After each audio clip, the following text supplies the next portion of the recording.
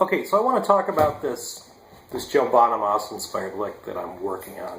And one of the things I want to focus on is when to speed up the lick, when not to. So, this is the one that's based on the E pentatonic minor.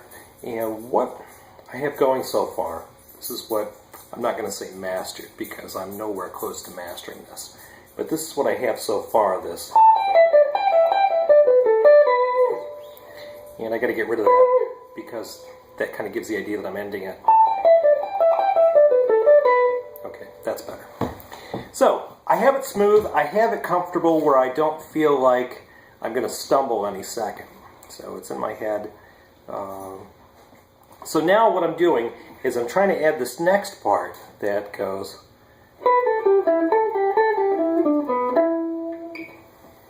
And I got to slow that down again, try it. And as you notice, I don't have as much confidence as I did in this. So when I go to... And I'm also looking at my fingers. I know a lot of people say that's a no-no, but when you're learning something, and this is strictly my opinion, it's good to look at your fingers and look what they're doing. Or else, one of the other things I do, and you're all going to realize how vain I probably really am, is practice in front of a mirror where you're not looking down, but you can see your fingers. Okay? So, when to speed up, when not to speed up. As far as I'm concerned with the first lick, or the first part of the lick, I'm okay to start speeding that up, maybe using a metronome, or well, preferably a metronome, but if I don't have a metronome near me, I'll just tap my foot and kind of guess on tempo. So, the second part. What I'm going to focus on doing is just go through, I would think of it in two sections. See, I have to slow it down. And what I'll do is I'll watch my left hand part of the time, or in this case I'm watching it on my recording device. Sometimes I'll even close my eyes if you just noticed.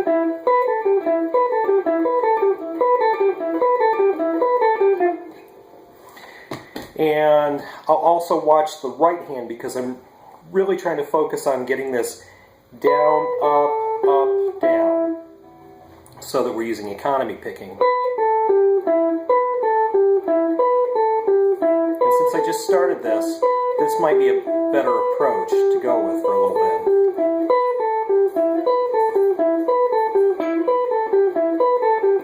I always tell my students, when you're starting to feel comfortable with a lick, don't speed up right then.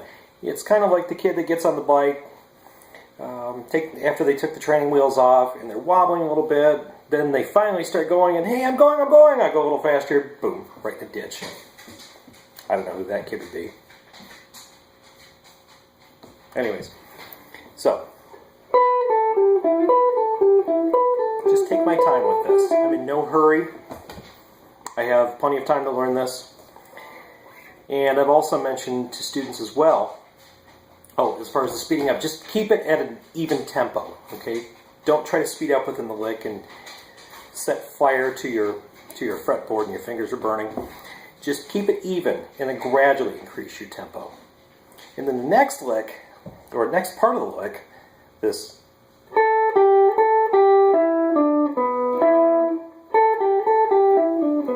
As you see, there's a stretch here that my, I don't want to say older hands, because I'm not that old, but my experienced hands, when they stretch, they can hurt a little bit sometimes.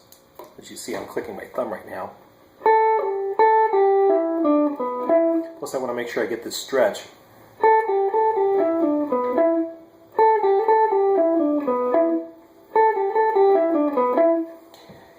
So, my thought is, when I'm able to pick up the guitar and play that lick without making any mistakes, even at a slow tempo and just build up to it, that's when I feel like I can start getting faster.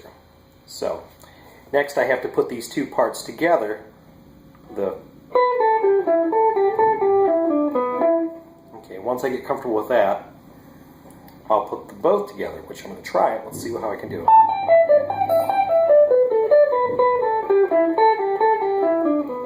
Notice I hesitate after into the, I gotta do the whole thing through. And then I kind of slow down a little bit. So, some things to think about are practicing nice and slow. Watch what your fingers do, whether it's looking down at them, your left hand, your right hand, whatever. Use a mirror. And also, when you're building a tempo and trying to speed up, don't speed up right when you're working on that exercise or whatever you want to call it. Get comfortable and then speed up after you get comfortable. Those are my opinions, and I stand by them. Okay, enjoy.